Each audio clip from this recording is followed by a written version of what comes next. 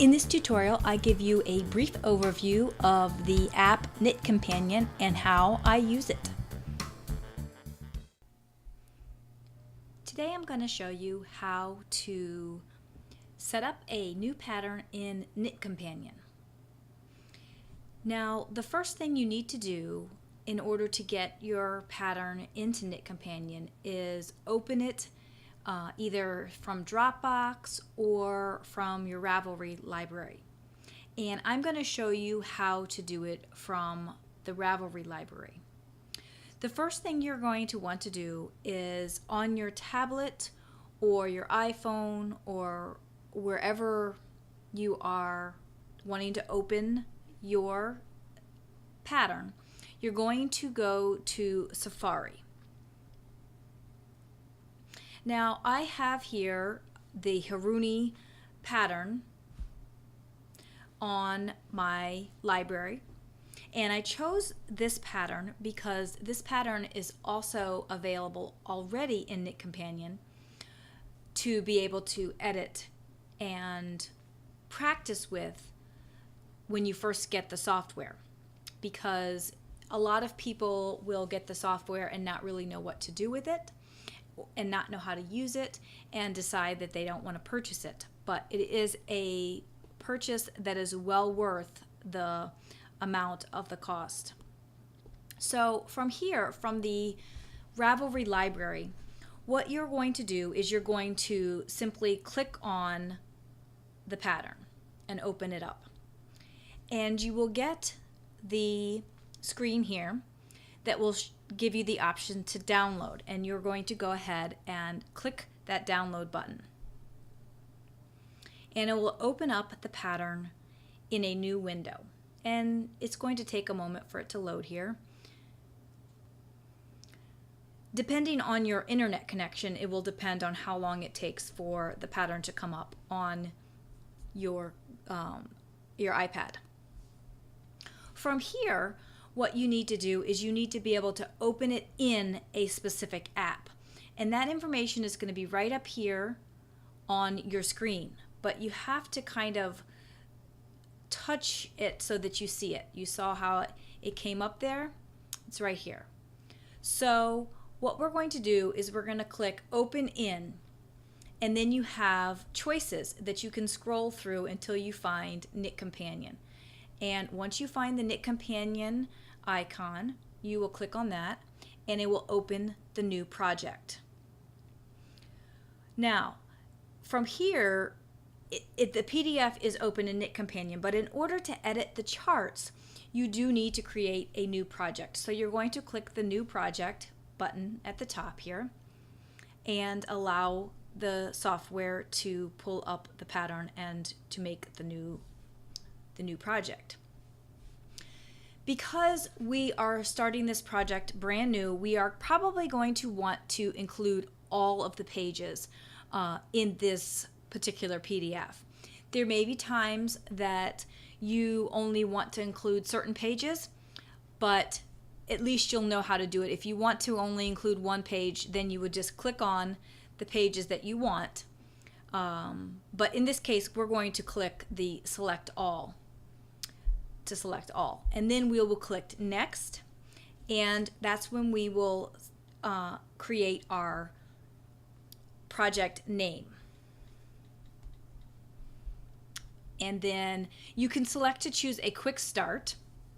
The quick start, all it's really going to do is create pages for each or sections of the pattern for each of the pages that are in this pattern.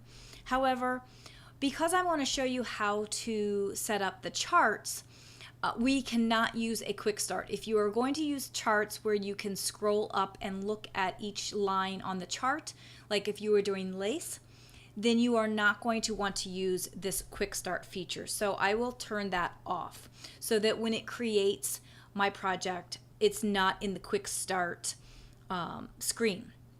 Now, if you forget to turn this quick start off, then you can convert it to a normal pattern if you want to create charts and so forth at some point in the future. So right now we will go ahead and click Create Project. And unfortunately, you will see here it's given me an error message saying that there's already a pattern with that name. So I'm going to just name it Haruni 2. So now we will click Create Project, and it will take a moment to create that project. So here you will see that there are no, there's nothing up here in this screen here. There's nothing here. Our project is completely empty. But if we click on the PDF here at the bottom, you will see that we have all of the pages. And if we need to look more at the pages, I can do that pinch and look at that. So all the pages are here for this project. But this is not going to get us what we need in order to follow along on a chart. So we are going to want to come over to this setup section. And in many cases, the chart is really the only thing that I set up on my Knit Companion. I will go through how to set up text and whatnot, but because you have easy access to the PDF right here, and if you ever need to go back and read text instructions, you can simply go to that PDF, find what you need to look at for that, for whatever it is that you are needing instruction on. You can find it here and then just read what you need and then move on. Now, what I do also do in addition to my chart is I will set up the legend so that I have easy access to that directly from my project. But usually, like I said, I specifically only set up the charts because that is what I find the most useful in Knit Companion. But I will again show you how to set up the text as well if you would like to have specific detail on that. So let's go ahead and start setting up parts of this project. So like I said, you will start over here in the setup, and you'll click on that, and this is where you set up pieces, keys, and templates. Now I will be completely honest with you, I have never used templates. I'm not exactly sure what they do, but the pieces and the keys are the top things that I use. The keys are usually located at the bottom, and that is where I always put my legend. So I am going to start there because that will be one quick section that will be done pretty quickly. So we will click to add a new key, and then I will scroll to find my legend here.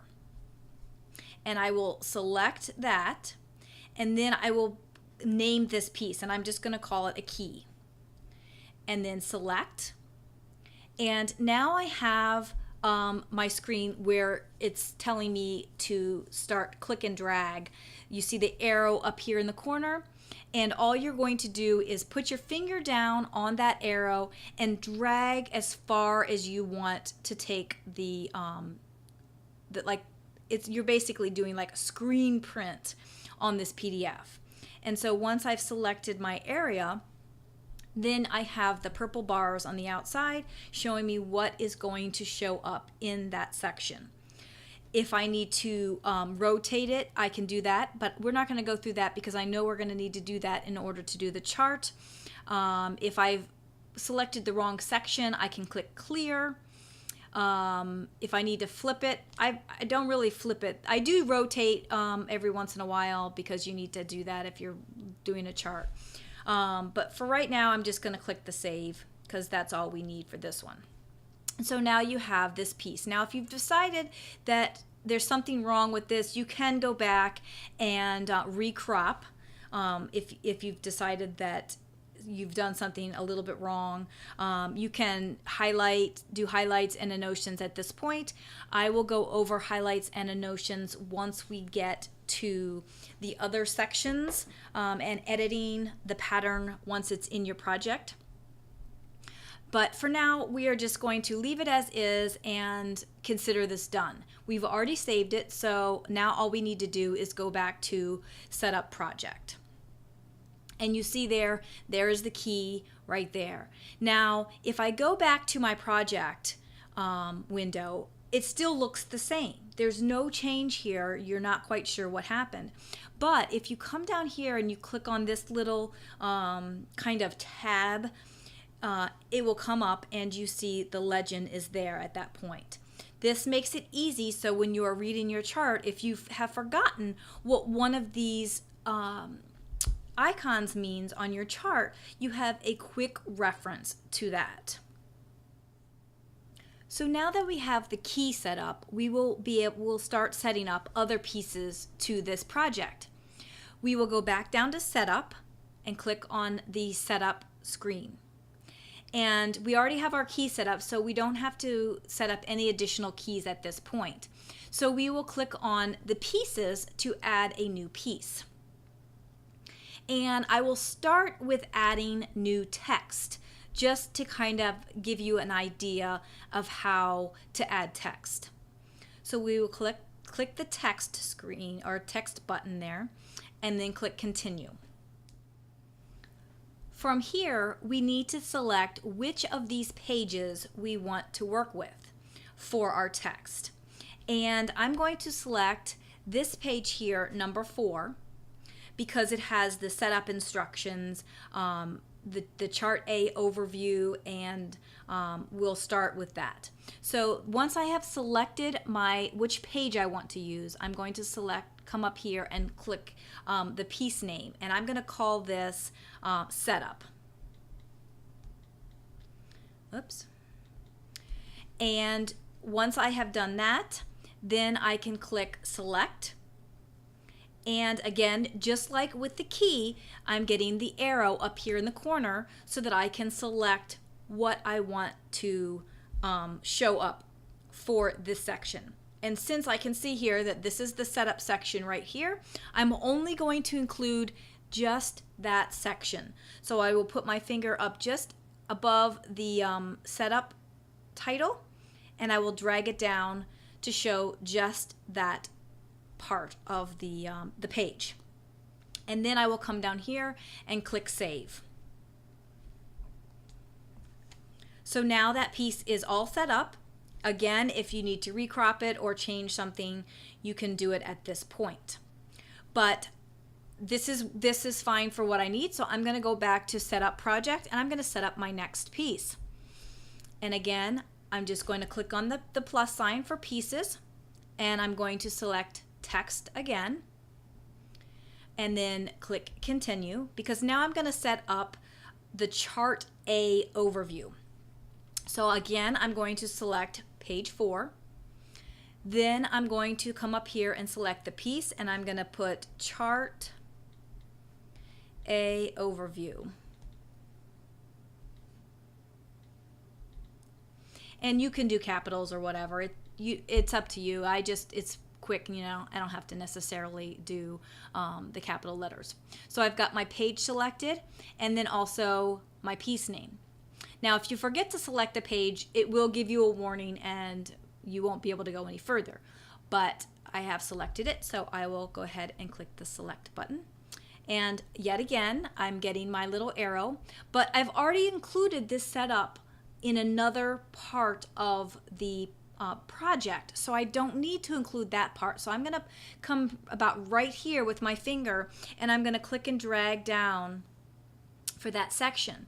And you see that the Chart A overview kind of got a little cut off right there because my finger was a little down a little too far.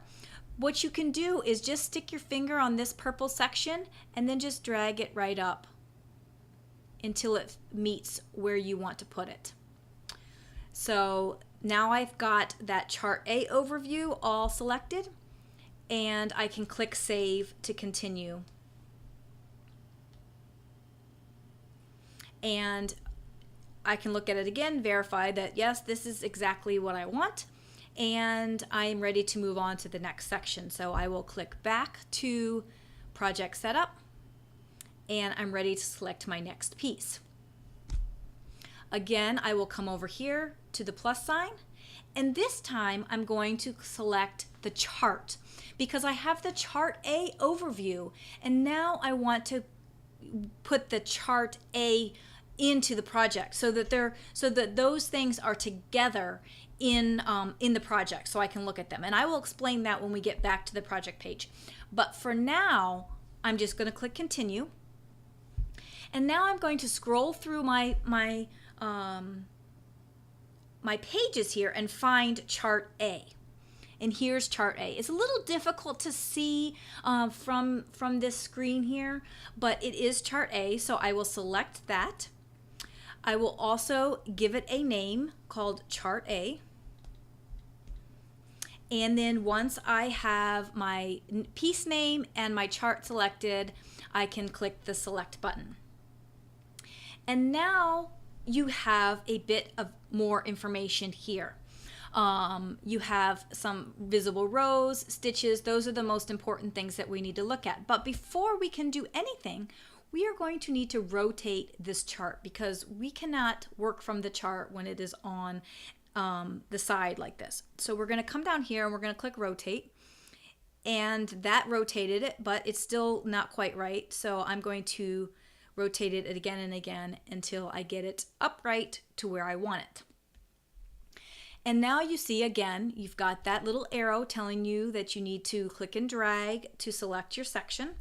So I'm going to click and drag just to give me a general section that I want.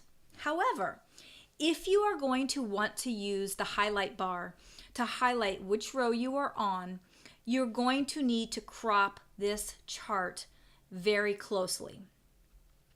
And what I mean by that is that these purple sections will need to be right on these lines so that when you select how many rows and stitches that you have, the software will calculate the right amount of space to do for each line. Because what it's going to do is it's going to say, okay, there's X number of rows and then X and X number of stitches. Now I haven't noticed too much that the stitch count makes a huge difference, but definitely the row numbers. If you have say 14 rows and you put 15 rows in by accident, then your highlight bar is going to be off a little bit from there. So what we need to do is we need to get these purple bars right up close to the chart so that the highlights will work properly. So all you're going to do is just touch the one bar, whatever bar you want to start with, and drag it down to exactly where you want it. And this, at first, it's a little difficult to kind of get a feel for, but once you practice and do it a couple times, it'll get a little bit easier to do. And you want to get it right on that line. So we'll come down here and again, oops, we don't want to move it. We'll bring it right up to the line. And then on the right hand side here, we will bring that one over. Now, I have gotten really good at doing these charts like this, but maybe you are new to doing charts and it's not as easy for you to get it right on that line. So what I suggest, what you can do that makes it a little easier is I'm going to come up here and I'm going to select this purple part here. Now, if you select it and put it a little bit onto the chart and then tap it, I'm not sure, oops. If you tap it, it should nudge. There we go. See how it's nudging just a tiny bit as I tap it? So I can back it off and get it exactly where I want it. So just come over the chart just a little bit and then just tap it slowly to nudge it just a little bit to get it right on that line. And again, it is so important that you get these purple bars, and maybe it's a different color in your program. It may not be purple because I think I've changed my colors in my app, so your colors might be blue or they might be green. It might be a different color. So I'm saying purple bars because that's what I'm looking at on my screen. So before you can save this chart, you must put in these visible rows and number of stitches. Because if, like I said, if you don't do that, first of all, I don't think the program is going to let you go forward. But the program needs that information in order to be able to do the highlight rows. So in this case, this chart is for only the odd rows, so you'll need to count how many rows you have, and I've already counted, and there are 16 rows. So I will come up here and I will put 16 in here, and then over here you will put the number of stitches, and you can very easily see that because the designer has put the stitch count in here as well. So you'll put 41 here, and I always keep the bottom row and the increment number by 1. I guess if you are doing a chart and the chart continues, like this is the first chart, so it starts at row 1, but let's say you're doing chart 2 and chart 2 starts at row 30, it'll be 33. So you might want to change the bottom row to row 33. I usually just keep it all as row 1 and just make sure that the increment is by one row also. So once I have the visible rows and the number of stitches that are listed, then I can come down here and click Save. And I will be able to view my chart at this point. Now, we don't have to add any additional charts at this point. We are just looking at our chart A. If you needed to add an additional chart, if there was a right side and a left side to your chart, you could add it by doing an add image. And again, you would have to crop that image. You will have to select, are you going to add it to the right or to the left? Are you going, or up or down, or what have you? So at this point, we're just going to go ahead and add. We're not going to add an image. I'm sorry, we're not going to add an image. We're just going to leave this chart as is. So we are ready to go back to the project page. But before I do that, I do want to talk to you a little bit about these things down here at the bottom, just so that I can give you the information if you happen to need them. I will tell you that I don't typically use any of these things here at the bottom, other than possibly the add image, which hopefully we will get to do that at a later part in this tutorial. And if not, I will show you separately how to do the add image. But there are some other options that you can use for your charts. Let's start with the row text. Now, the row text is a way for you to add in the written instruction for the chart. I particularly only work from my chart when I am working from a chart, and very rarely will refer to the written instructions. But if you are new to chart reading and to using charts for your knitting, then it might help you to have the row instructions very quickly and easily at hand for you. So from here, you can click on row text and click the plus sign. And just like when we selected a section for the chart and for the other project pieces, we will go down here and we will find the section that talks about Chart A directions. So we will select that page and then click the select button here. And once again, we are given that little arrow so that we can highlight the area that we want to have selected for row 1. And I will click on I will put my finger down where I want to and select that row.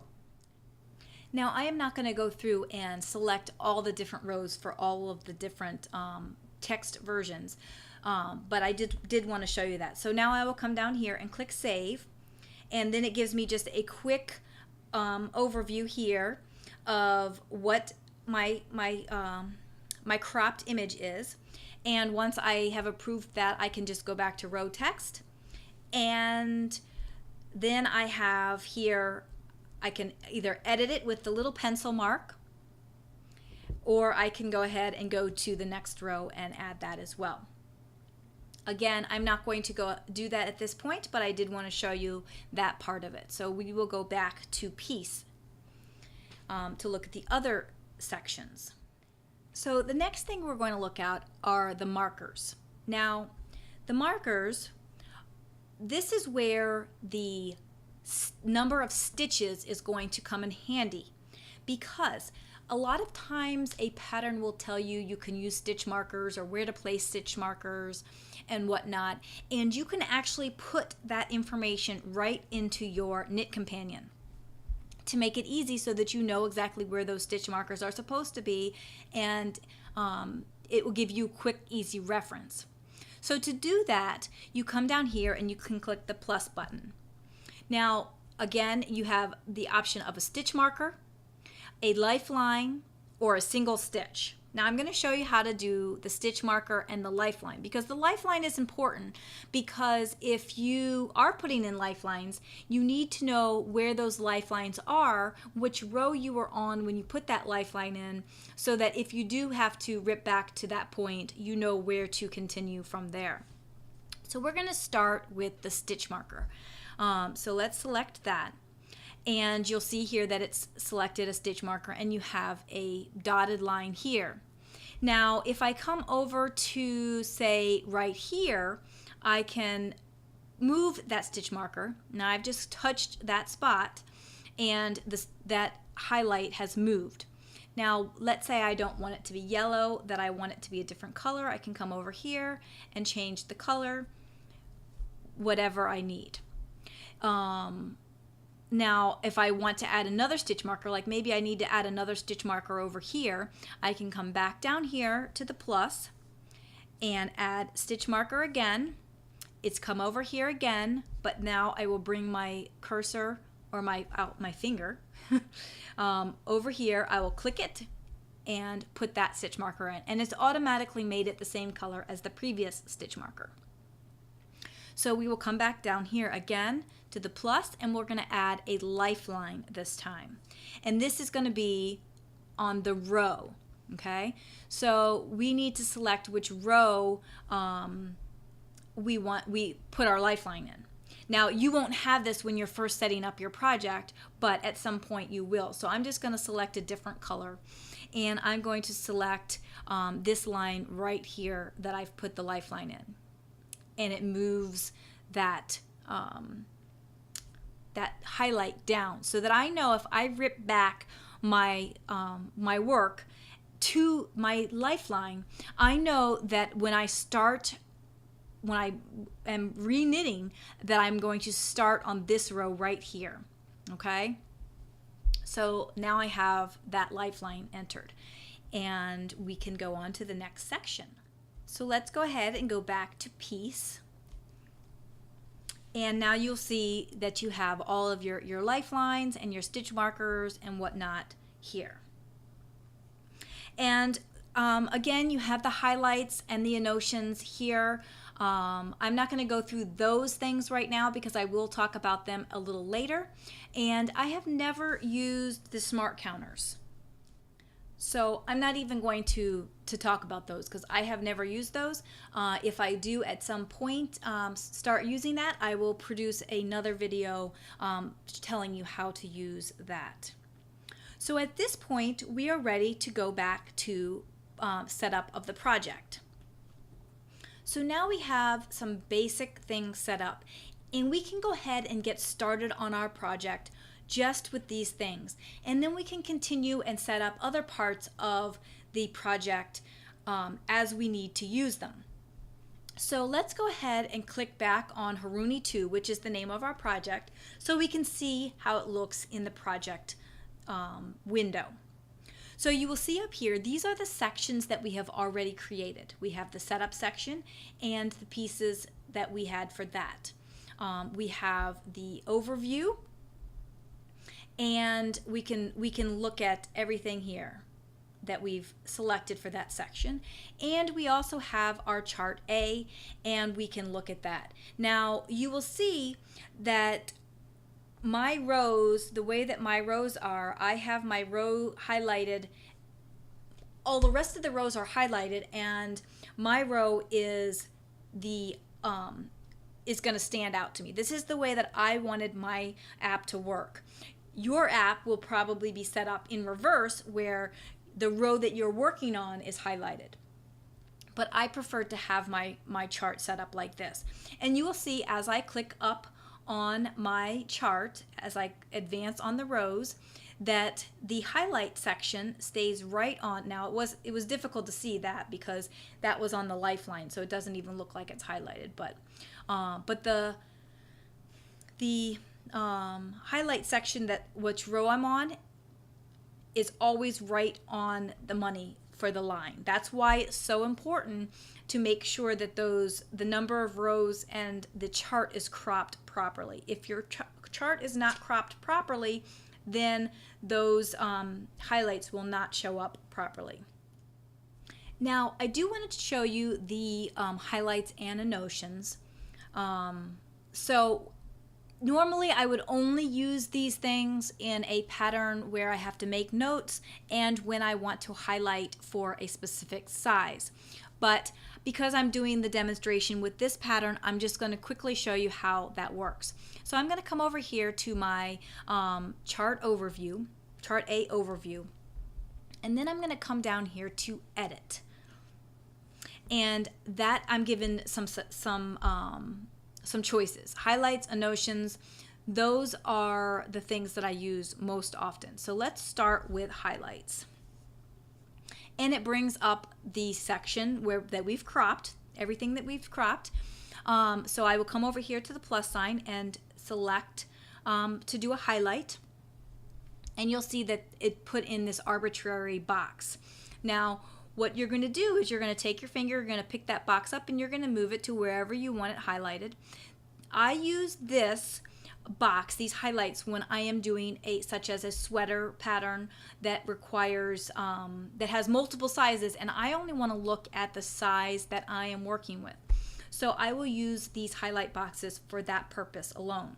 So it's very easy to select just one little bit. So I kind of centered but aligned my box up with this K3 right here. I'm going to consider this like a sizing or a count number for a size, so you can see how to do this.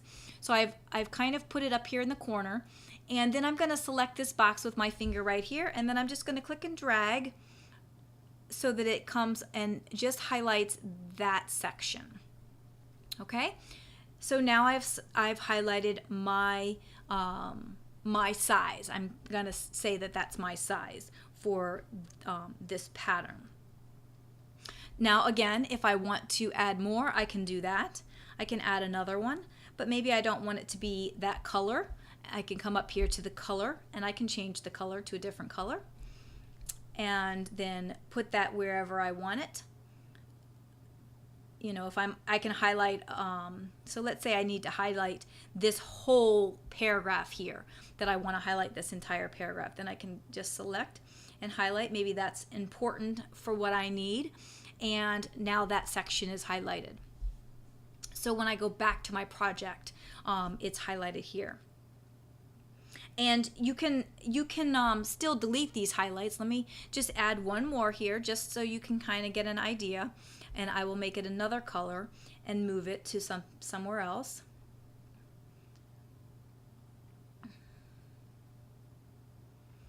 And you can zoom in on this, so if it's a little too small, you can zoom in with the pinch and make it exactly the size that you want it. So let's say I put that one in there and it's like, I don't really need that one after all. I can just delete it. As long as I am highlighted, the one that I want is highlighted over here. If I want that one, I can select that one or this one. As long as the one that I want to delete is highlighted, then I can come down here and click that X and get rid of it. So now let's go ahead and move on to notions. So we'll go back up here to Haruni 2, that's our project. And we're going to still stay on this page, but we're going to come down here again and click the edit. And this time we're going to select the notions, or annotations I should say, that's how you pronounce it. I don't know why I'm saying notions. Anyway, so here, the great thing about annotations is that you can make notes. So for instance, what I like to do is if I'm working, say, a sleeve on a sweater, and I know that I have knit, a lot of times it'll say knit to X number of inches or whatever, if you're working the body of a sweater or whatever, and then you have to knit a second one the same way. I like to make notes on what I'm doing for the first one so that when I have to make the second one, I have all the notes that I need for to recreate the exact same thing. So what we're going to do is we're going to come over here to the plus, and it's giving you the option for a pop-up text. And then you just click on the pop-up text, and you'll see down here you have like what looks like a little post-it, and you can pick that up and move it. Actually, you don't pick it up, you don't put your finger on it, you just touch wherever you want it to go. I always make that mistake. I always think I'm going to pick it up and move it, but you just touch your screen wherever you want it to go, and it will go there. Just like with the highlights, you can come up here and select a different color for your post-it note. And then in this section here is where you will type your notes. You can type anything you want. It could be as long or as short as you want. We're just going to put row 1, and then I'm going to put it just note. And then that will be my note. You can type whatever you need to put in there, but it's going to show up in this little pop-up little post-it note. And once we have that note put in, then we can go back to our project again and look at it. And there it is. So from here, if we're working in our project and we see a little post-it, we can just touch that with our finger, and it's going to come up, and we're going to be able to read everything that we have typed in for that note, which makes it really great. Like I said, if you are trying to duplicate a sleeve, or if you have notes for a particular line item or what have you, it gives you options to be able to add those notes into your project. So now let's say that we have all of the notes and everything on our project, and we're ready to get started on our chart A. We want to start on row 1, and maybe we don't want to see all this up here. We can click on this little tab here to close it down so that we only see our chart. Now, if you have a very large chart and it's too small, the print is too small for your screen, you can pinch and make it bigger or smaller, whatever works for you. And then, like I said, over here you have your changes, to advance on the rows. So if you click that, you can advance on your row and be able to follow right along with your stitches. Over here you have your counters, and if you are to just click on the counter in this position, it will advance. So if you need to keep track of something there. If you open it up, then you can make some changes. If you do a swipe with your finger, across this way like this, you'll get that edit button that you can click on edit. You can basically restart with this little icon, or you can go down a row with this icon. For instance, if you accidentally hit it more than once and you're like, oops, didn't mean to do that, you can fix that, and then just click save to close that up. And you have that for 4 different counters here, and then you can close that up so it's back off to the side, and you can continue working. Now, we only set up chart A in this pattern, but if we are ready, if we finished up chart A and now we need to set up chart B, because that's what I normally do. I normally only set up the absolute minimum when I want to get started, because usually when I want to get started on a project, I want to get started now.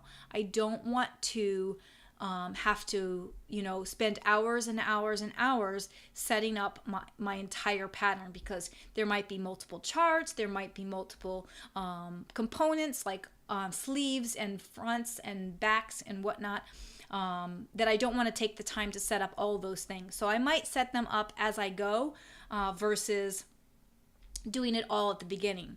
So again, just like we went at the beginning, we'll just go back to setup, and we can set up our next chart. Or our next, we'll set up chart B with the chart B overview. So we'll go back up here to pieces, and we'll select text and continue. And I'm going to go through this very quickly because we already did this once. We're going to do chart B overview. Select. I'll select the section that I want. I'll do some nudging of my my bars. I'll click save. And I'm going to add an image just so that you can see how that works. So I'm going to come down here and go add image. And I'm going to select to add it a new image vertically. So then, in fact, it actually works out perfectly, because on page 6 of this pattern, there is a small section that looks like it still belongs to the chart B overview. So I will select page 6 and then select, and then I will select this top section only so that it can be with the chart B overview. Once I've selected it, I will come down here and click save. And now when I scroll up, I will see that section there at the bottom. This one row was from the other page.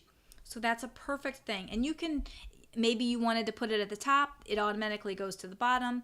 You can select different things about it. Usually, as long as you've selected that you want to do it vertically or horizontally, it usually puts it where you want it, where you need it. But if it hasn't put it where you need it, you can make those changes here.